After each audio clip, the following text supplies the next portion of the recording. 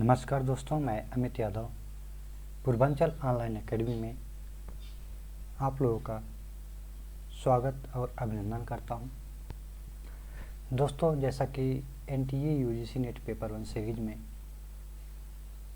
Unit 2 research aptitude के अंदर आज का टॉपिक है रिसर्च प्रोसेस। रिसर्च का प्रोसेस क्या है, एक छोटा सा टॉपिक है जो आज इस सेशन में डिस्कस करेंगे। दोस्तों, छोटा सा एक रिक्वेस्ट भी है, प्लीज़ पूर्वांचल ऑनलाइन एकेडमी को लाइक करें, सब्सक्राइब करें और अपने दोस्तों के साथ शेयर करना ना भूलें।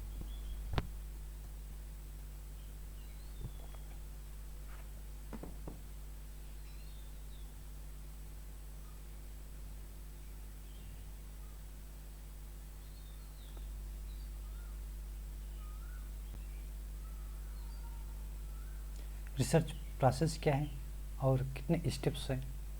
Research process, how to do research. Research करने का तरीका, कैसे हम रिसर्च करेंगे। रिसर्च प्रोसेस के कुछ स्टेप्स भी हैं।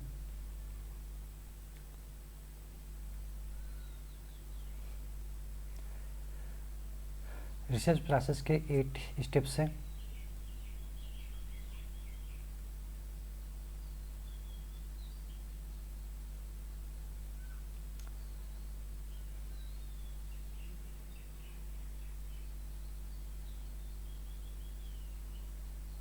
फर्स्ट स्टेप है step 1, formulation of research problem. सबसे पहले तो हम रिसर्च को फार्मूलेट करेंगे, जो प्रॉब्लम्स है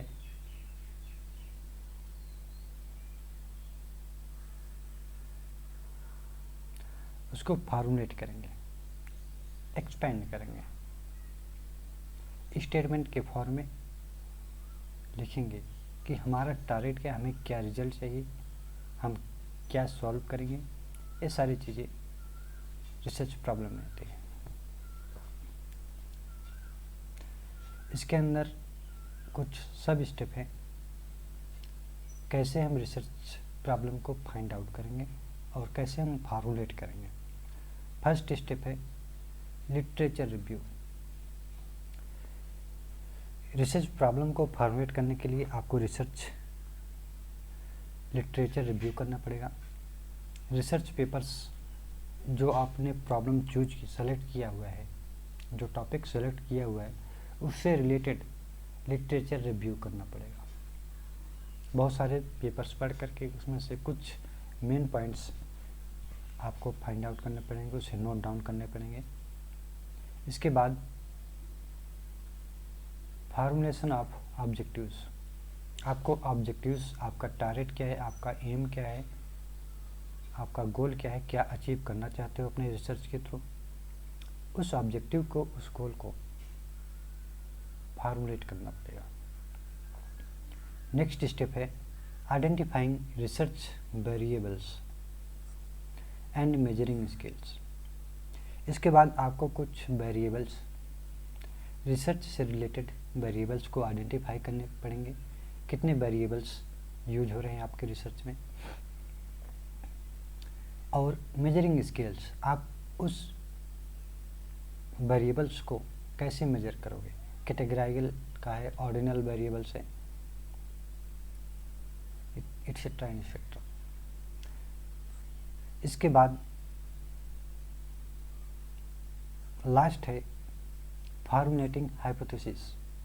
जब आपने लिटरेचर रिव्यू कर लिया, ऑब्जेक्टिव को फार्मूलेट कर लिया और वेरिएबल्स मेजरिंग स्केल्स को फाइंड आउट आइडेंटिफाई कर लिया, इसके बाद लास्ट बात आती है हाइपोथेसिस या अजम्पशंस को फार्मूलेट करना।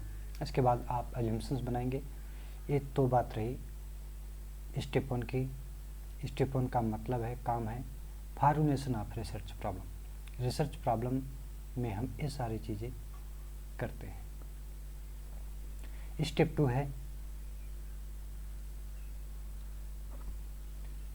Preparing research design. इसके बाद हम रिसर्च डिजाइन प्रिपेयर करेंगे, उसका स्ट्रक्चर क्या होगा। सॉरी, अपने रिसर्च का स्ट्रक्चर ड्रा करेंगे। इसमें क्या स्टेप्स हैं, क्या क्या चीज़ें करनी है, प्रॉब्लम को स्ट्रक्चर्ड करना पड़ेगा, स्टडी डिजाइन करनी पड़ेगी, और experimental and non experimental study करेंगे।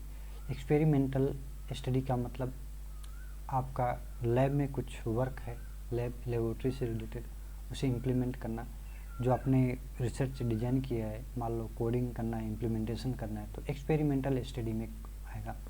इसके बाद जो रिजल्ट्स एंड कंक्लूजन्स है और नॉन एक्सपेरिमेंटल स्टडीज में आते हैं।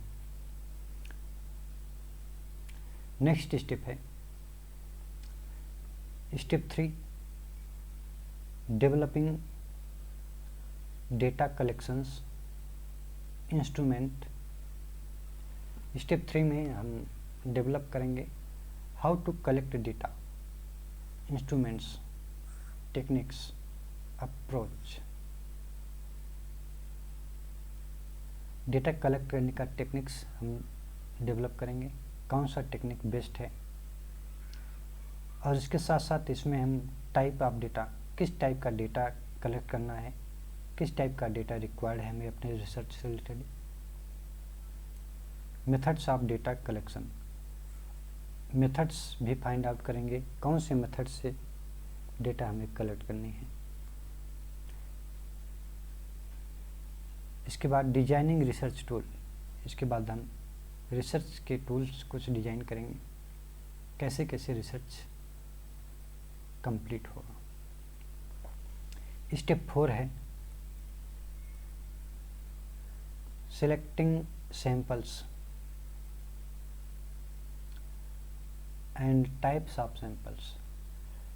स्टेप 4 में हम सैंपल्स को सेलेक्ट करते हैं, जो आपने डेटा के कलेक्ट किया है उसे स्टैंडर्ड फॉर्मेट में अरेंज करेंगे, व्यवस्थित करेंगे, ऑर्गेनाइज करेंगे, फिर उस डेटा को इवेलुएट करेंगे। फिर जो आपने इवेलुएट करने के बाद जो आपको डेटा होगा वेल डिफाइंड फॉर्म में होगा, उसी में से हम कुछ डेटा सैंपल्स के रूप में सेलेक्ट करेंगे। और स्टेप 4 में टाइप्स ऑफ सैंपल्स भी आते हैं, कौन कौन से हो सकते हैं, प्रोबेबिलिटी, नॉन प्रोबेबिलिटी, ये क्या है, सैंपल्स के टाइप्स हैं। इसके बाद डिटरमाइनिंग सैंपल डिजाइन, हम सैंपल कैसे डिजाइन करेंगे, ये भी स्टेप 4 में आता है। स्टेप 5 है राइटिंग ए रिसर्च प्रपोजल। फिर इसके बाद बात आती है right a research proposal. Research proposal एक डॉक्यूमेंट होता है जिसे तैयार कर लेंगे। स्टेप 4 के बाद मेन एलिमेंट्स क्या है, आपकी रिसर्च की नीड क्या है, ज़रूरत क्या है, उस रिसर्च से बेनिफिट क्या है, किस टाइप का डेटा आपके रिसर्च में यूज होगा, ये सारी चीज़ें आपको रिसर्च प्रपोजल में देनी पड़ेगी अप्रूवल के लिए। Justification from funds and other resources, और आपको अगर फंड की ज़रूरत है और कोई रिसोर्स की ज़रूरत है, उसका भी जस्टिफिकेशन आपको रिसर्च प्रपोजल में देना होगा। नेक्स्ट स्टेप है स्टेप 6, कलेक्टिंग डेटा। देखिए प्रीवियस स्टेप में हम developing instruments for collecting data collect करने के लिए इंस्ट्रूमेंट डेवलप कर रहे थे, लेकिन स्टेप 6 में कलेक्ट डेटा को कलेक्ट कर रहे हैं। डेटा कलेक्शन करने के अप्रोचेज हैं ऑब्जर्वेशन से भी डेटा कलेक्ट किया जा सकता है। इंटरव्यूज़, बहुत सारे लोगों का इंटरव्यू लीजिए, पर्टिकुलर जो आपका रिसर्च प्रॉब्लम है उससे रिलेटेड, उनका व्यूज आप नोट डाउन कर लीजिए।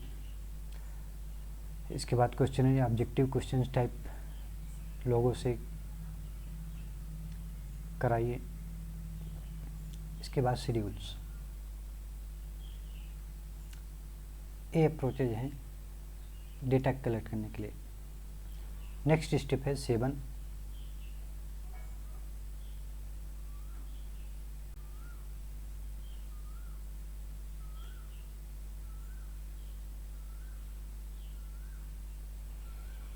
Processing and analysing data. इसके बाद हम प्रोसेस करेंगे और डेटा को एनालिसिस करेंगे कि रिजल्ट क्या आ रहा है।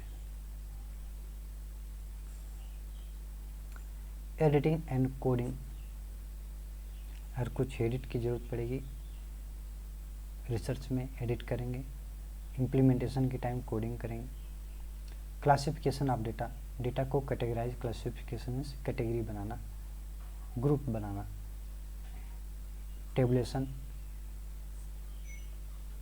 टेबुलर फॉर्म में डेटा को अरेंज करना। एनालिसिस करना,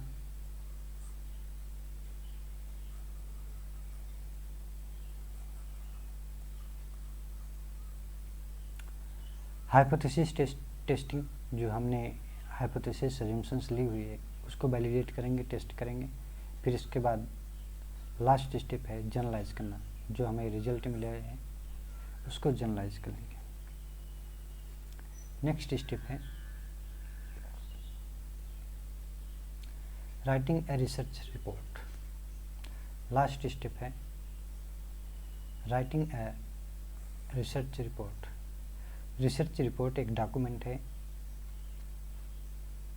जो रिसर्च कंप्लीट करने के बाद जो रिजल्ट आता है वो सारी चीज़ें लिखी जाती हैं। तो इसके अंदर क्या क्या चीज़ें होंगी रिसर्च रिपोर्ट में?